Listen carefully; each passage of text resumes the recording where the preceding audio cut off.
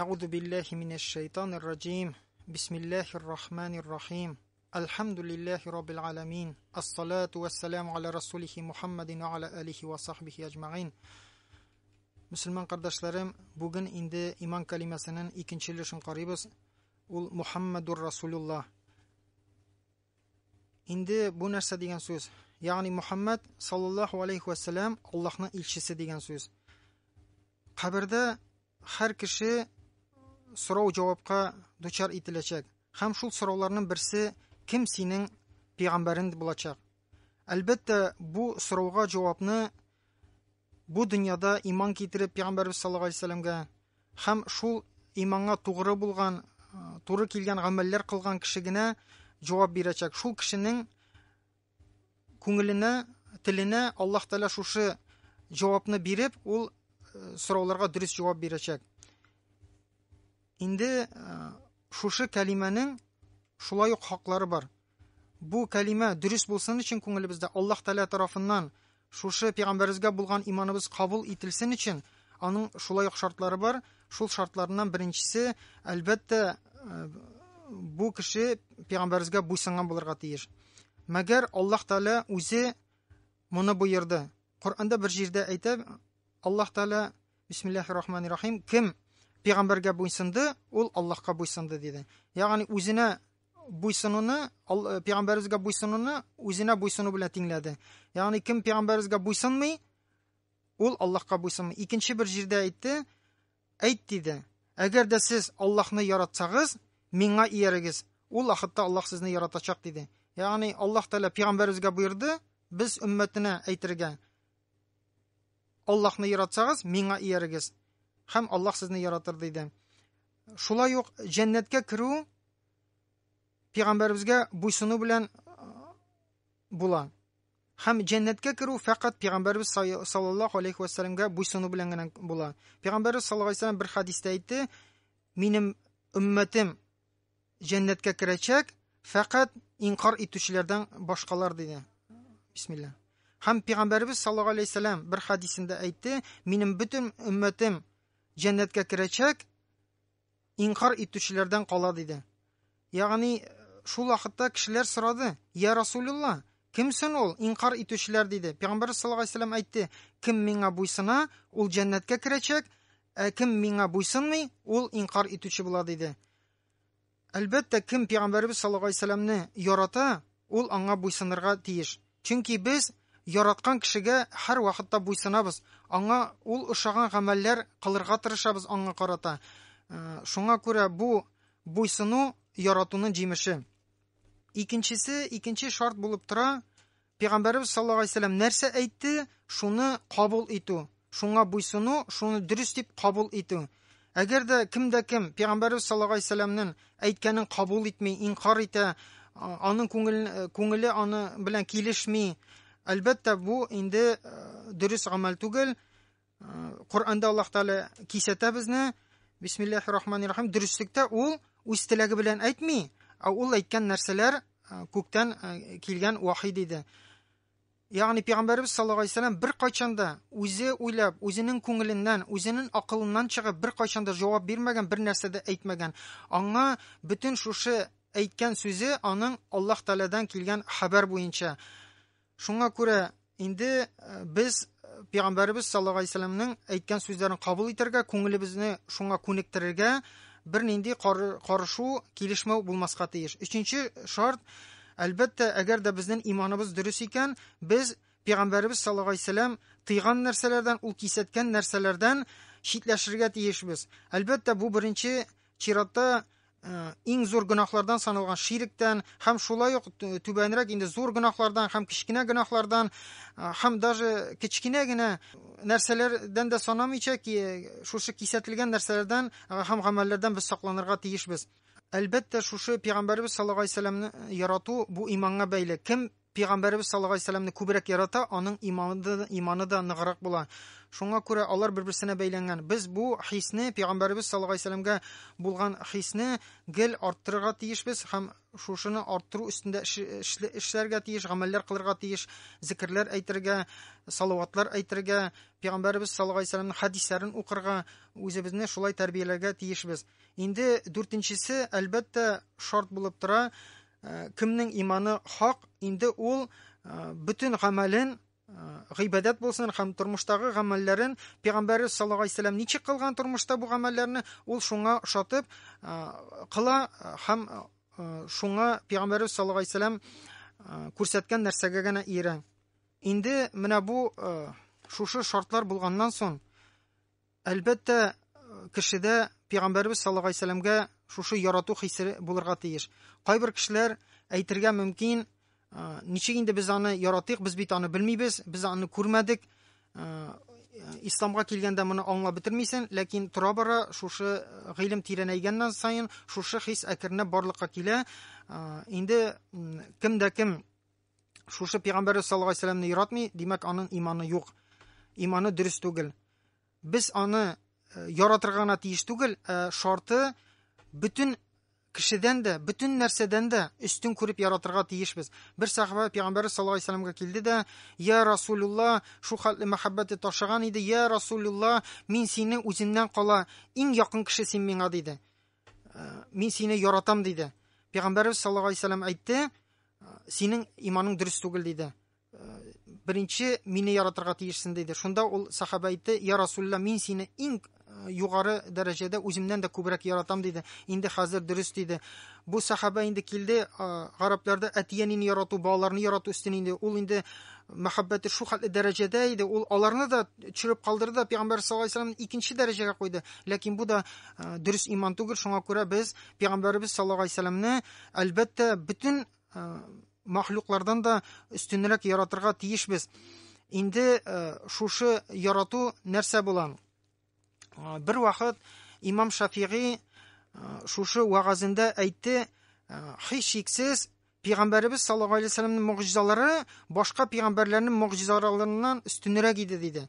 Шунда кешеләр сорадылар: "Ничек соң, Гыйса пәйгамбәр тере кешене, үле кешене терелтте бит" диде. Шунда имам әйтте: "Пәйгамбәрбез саллаллаһу алейһи вәсәләмнең бер мугъҗизасы бар иде. Ул үлгән кешене терелткәннән дә өстенрәк." Шунда аннан сорадылар: "Ул нинди?" диделәр. Шунда ул Пәйгамбәрбез саллаллаһу алейһи вәсәләм хадисендә килгән вакыйганы сөйләде. Ягъни без беләбез, Пәйгамбәрбез саллаллаһу алейһи вәсәләм Мәдинәгә күчкәннән соң әле мәчет булмый, һәм инде ул җомгаларны үткәрә, вагазлар кыла, һәм шунда ул хутбәләр укыганда, вагазлар сөйләгәндә бер бүкәнгә басып сөйли торган була. Бүкәнне куеп. Инде тора-бара шушы мәчетләр салына, һәм Пәйгамбәр саллаллаһу алейһи вәсәләмгә менеп сөйләргә, шушы хутбәгә менеп сөйләргә махсус урын әзерлиләр. Һәм шушы көнне беренче тапкыр ул шул минбәргә менгәндә bütün кеше ишетә, ниндидер җылаган, сыкыраган бер тавыш ишетеп алалар. Һәм дә инде bütün кеше аптырый, каян килә бу тавыш? Һәм күрәләр, бу бүкәннән килә. Бүкән Пәйгамбәрбез саллаллаһу алейһи вәсәләмне сагынып, аның шушы минбәргә менүеннән көнләшеп, шушы елый, шушы тавышны ишетергә Аллаһ Тәгалә мөмкинлек бирә. Инде Пәйгамбәрбез саллаллаһу алейһи вәсәләм шуннан соң төшеп, бүкәнне сыпырып тынычландыра, шуннан соңына бу тавышлар ишетелү бетә. Инде Хасан аль-Басри шулай ук бу хадисне сөйләгәндә елап җибәрә торган булган. Бу безнең бик зур галимебез, муҗтәһид галимебез үз гасырында. Аннан кешеләр сорады: "Син нигә елыйсың?" Ул әйтте: "Эй кешеләр, ниндидер бер бүкән кисәге, җансыз бер агач кисәге елаганда мин нишләргә тиеш соң? Ни өчен бу мугъҗиза кеше терелтүдән өстенрәк? Чөнки Иса алейһиссалам чирагында Аллаһ Тәгалә уже тере кешенең җаны чыкты, шул җанны кире кайтарды. Ә инде бу мугъҗизада Аллаһ Тәгалә мугъҗиза күрсәтте, бу җансыз булган бүкән кисәгенә Аллаһ Тәгалә җан кертеп, аңа шушы хисләрен белдерү мөмкинлеген бирде. Без беләбез, Аллаһ Тәгалә кыямәт көнендә безнең кулларыбызны, әгъзаларыбызны терелтәчәк һәм аларга да сөйләү мөмкинлеге бирәчәк. Инде Коръәндә әйтелә, Аллаһ Тәгалә әйтә, һәрбер нәрсә Аллаһны зурлый, Аллаһны зикр кыла, мәгәр сез генә аңламыйсыз һәм ишетмисез диде. Инде сорау тора, ни өчен соң без Пәйгамбәрбез саллаллаһу алейһи вәсәлләмне үзебезгә караганда катырак яратабыз?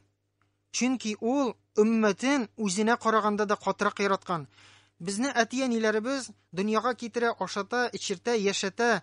Пәйгамбәрбез саллаллаһу алейһи вәсәлләм инде 1000 ел элек яшәгән булса да, ул төннәрен күкрәкләре чыланып беткәнче дугалар кыла иде, дугада үткәрә иде безләр өчен. Үзе өчен дуга кылмады, өммәте өчен, үзеннән соң килгән кыямәткә хәтле булган өммәте өчен дуга кылды. Һәм шуның дугасы сәбәпле без бүген дингә киләбез, динебез бара, һәм күп кенә бәла-казалардан, афатлардан без сакланып калабыз. Мәгәр Пәйгамбәрбез саллаллаһу алейһи вәсәлләмнең дугасы безне саклый, һәм дугасы сәбәпле шушы динебездә без яшибез. Инде кыямәт көнне bütün кешеләр каршында җәһәннәмне ачып җибәрәчәкләр. Һәм җәһәннәмнең шушы сыкрауыннан bütün өммәтләр йыгылачак куркудан. Бу бик каты курку булачак. Аллаһ Тәала Коръәндә бу турыда әйтте. Һәм син күрерсең, bütün кавымнарны тезләнгән хәлдә, һәм һәр кавымны үзенең китабына, гамәл дәфтәренә чакырылачак диде. Шушы җәһәннәмне ачканнан соң ачу турында Аллаһ Тәала әйтте, алар ишетәчәк шушы ысылдауны җәһәннәмнең һәм аның үкергәнен ишетәчәкләр диде. Бу бик куркыныч көн булачак, һәм әйтелә шушы көнне, шушы куркынычтан кешеләрнең шушы күзләренең аклары зәңгәр төскә керәчәк куркудан. Бу дөньяда без мондый нәрсәне күрмибез. Кешеләр куркуга очраган бик күп кешеләр бар, куркыныч хәлләр кичергән, куркыныч вакыйгаларга дучар булган кешеләр бар. Ләкин берсенең дә күзе зәңгәрләнми, агына зәңгәрлек төшми. Мәгәр кыямәт шундый куркыныч буласак, Аллаһ Тәала сакласын һәрберебезне. Инде кешеләрнең күз аклары шул вакытта зәңгәрләнәчәк һәм шундый каты курку булачак. Инде шушы җәһәннәмнең кычкыруы шул хәтле каты булачак ки, әйтелә, ул 500 ел ераклыкта да ишетеләчәк диде. Һәм шушы көнне пәйгамбәрләргә хәтле шушы җир йөзендә үтеп киткән һәм bütün кешеләр бер генә сүз әйтәчәк: мин үзем, мин нишләрмен икән, нәрсә булыр икән минем? Бер кеше дә уйламый, үзенең улы турында да, дусты турында да, әтисе, әнисе турында да уйламый, әти-әниләр дә балалары турында да уйламый. Bütün кеше әйтәчәк: мин үзем. Пәйгамбәрләргә хәтле шулай әйтәчәк. Бер генә пәйгамбәр, ул безнең пәйгамбәрбез саллаллаһу алейһи вәсәлләм генә әйтәчәк: минем өммәтем. Шушы кешенең безгә булган, өммәтенә булган мөхәббәте шул хәтле көчле ки, кыямәт куркынычы да, шушы дәһшәтле куркынычлар да аны куркытмаячак һәм ул үзе турында уйламаячак, үзе кая барасын, ул өммәте турында уйлаячак. Һәм әлбәттә без шул сәбәпле пәйгамбәребезнең дәрәҗәсен аңларга тиешбез. Әгәр дә пәйгамбәребез безгә туры юлны күрсәтеп калдырмаган булса, безгә киңәшләрен әйтеп калдырмаган булса, Аллаһның сүзен тиешле дәрәҗәдә җиткермәгән булса, без инде бүген кешеләр ялгышып, адашып яшәп беткән булырлар. Әтиләребез безгә тормыш бирсә дә, яшәтсә дә, ләкин без хайван дәрәҗәсенә төшеп бу җир йөзендә яши алмас идек. Шуңа күрә пәйгамбәребезнең саллаллаһу алейһи вәсәлләмнең безгә эшләгән эше әлбәттә бөтенесеннән өстен, һәм без моны аңларга тиешбез. Һәм дә пәйгамбәребезгә мәхәббәтебез чиксез булырга тиеш. Бу шушы иманның билгесе. Инде әлбәттә шушы мәхәббәттән барлыкка килә, без пәйгамбәребез саллаллаһу алейһи вәсәлләмгә ышарга тиешбез. Ул мәгәр җир йөзендә иң күркәм әхлак әдәп сыйфатларына үрнәк булды. Шушы Аллаһның вазифасын башкарганда кешеләр тарафыннан бихисап җәбер зулымнар күрсә дә, кимсетүләр күрсә дә, нинди генә сынауларга Аллаһ Тәала куйса да, ул шул вакытларда иң күркәм әхлак әдәп сыйфатларына үрнәк булып калды. Һәм Гайша анабыздан сорадылар: аның холкы нинди иде дип сорадылар. Ул әйтте: аның холкы Коръән иде диде. Ягъни Аллаһ Тәала Коръәндә нинди күркәм әхлак әдәп сыйфатларын китерә безгә, шуларның бөтенесенә пәйгамбәребез саллаллаһу алейһи вәсәлләм ия иде һәм иң югары дәрәҗәдә ия иде. Әлбәттә без Аллаһ Тәала безләргә шушы пәйгамбәребезгә булган иманны ныклы кылса иде, тиешле шартлары үтәлгән булса иде, һәм безнең күңелебездә пәйгамбәребезне ярату иң югары дәрәҗәдә булса иде, я Раббым, безләргә пәйгамбәребез саллаллаһу алейһи вәсәлләмдә булган күркәм әхлак сыйфатларына ия булырга безләргә насип әйләсәң иде. Шушы ныклы иманыбыз гомеребез ахырына хәтле булса иде. Ассаламу алейкум ва рахматуллахи ва баракатух.